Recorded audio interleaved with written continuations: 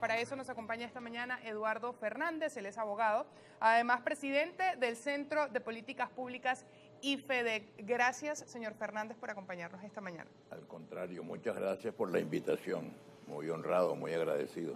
El gusto siempre es todo nuestro. Vamos a iniciar esta conversación hablando de esos recorridos que se están haciendo por diferentes estados del país, haciendo referencia, por supuesto, a la realidad que viven esos venezolanos en otras partes, porque muchos dicen, y me voy a atrever a suscribir esas afirmaciones, y es que Venezuela no es solamente Caracas, aunque, bueno, acá digamos hay una especie de burbuja, no pasan la mayoría de las cosas que pasan en el interior. ¿Con qué se ha encontrado Eduardo Fernández en esos recorridos? Lo que me he encontrado es con una inmensa voluntad de cambio, con un deseo de cambio.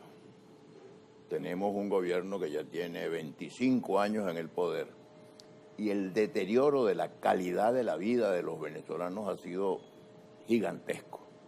El tema de la electricidad, por ejemplo, el tema del agua potable, el tema de la vialidad, el deterioro de los servicios de salud, el deterioro de los servicios de educación.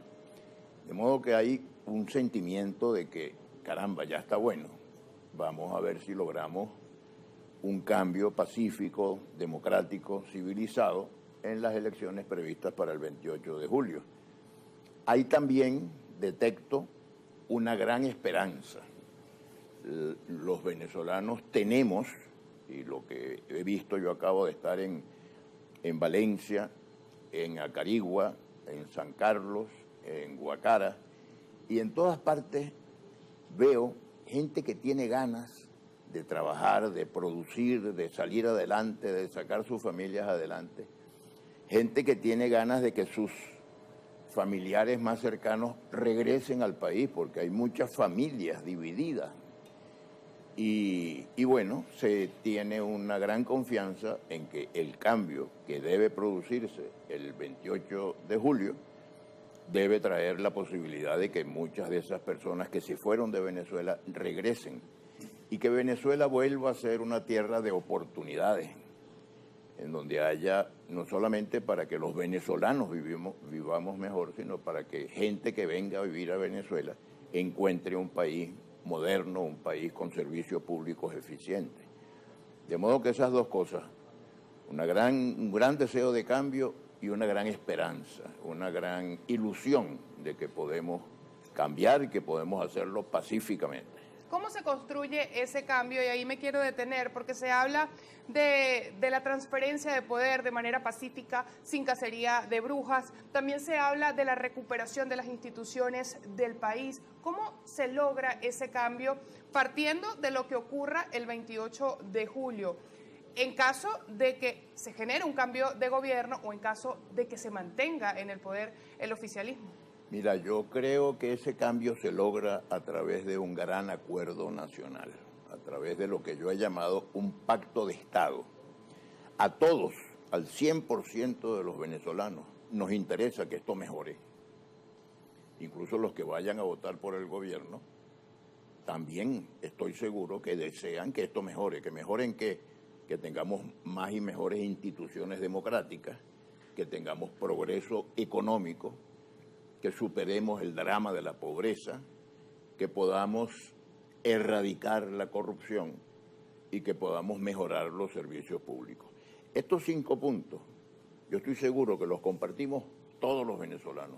No hay un venezolano que no desee que el país mejore, que el país tenga agua potable, por ejemplo. Ayer vi una entrevista del señor de Viana sobre el tema del agua y es insólito que Venezuela no tenga agua potable en toda la geografía nacional, que no tengamos electricidad permanentemente en toda la geografía nacional, que no tengamos internet en muchas regiones del país, que no tengamos comunicaciones. Entonces, ese pacto podría ser, o ese programa podría ser la base para un gran acuerdo nacional.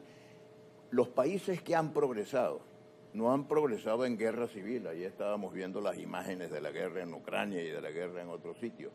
No es la guerra, no es la violencia, es la inteligencia, el amor por el país, el deseo de mejorar la gente, pues la población, los ciudadanos. Y ese programa podría ser acordado. En Venezuela tenemos experiencias de diálogos insólitos. Por ejemplo, en la guerra de la independencia se mataban los españoles y los criollos. Bueno, y de repente hubo un encuentro entre Bolívar y Morillo, el jefe de los ejércitos españoles y el jefe de los ejércitos venezolanos. En Santana de Trujillo hicieron un pacto de regularización de la guerra, etc. Después vino una guerra horrible en Venezuela, que fue la Guerra Federal, 5 años de matarnos los unos a los otros.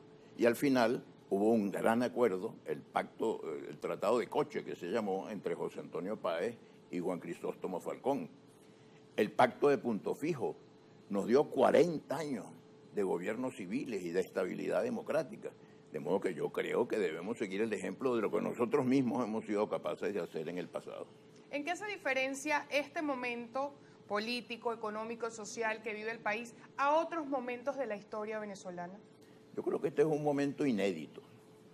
Yo creo que, por lo menos desde los tiempos de la Guerra Federal, no había un deterioro tan acentuado de la calidad de la vida.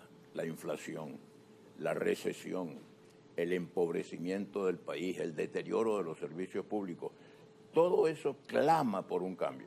Por eso me he permitido decir que hasta los señores del gobierno deberían tener interés en que se produzca el cambio y que se produzca pacíficamente y que se produzca con todas las garantías que debe dar el Estado de Derecho, porque el próximo gobierno no debe ser un gobierno de venganza, de persecución, de cacería de brujas, sino un gobierno de unión, como lo ha dicho, por cierto, con mucha elocuencia el candidato Edmundo González Urrutia. Su propósito es unir a los venezolanos que hemos estado tan divididos en los últimos 25 años.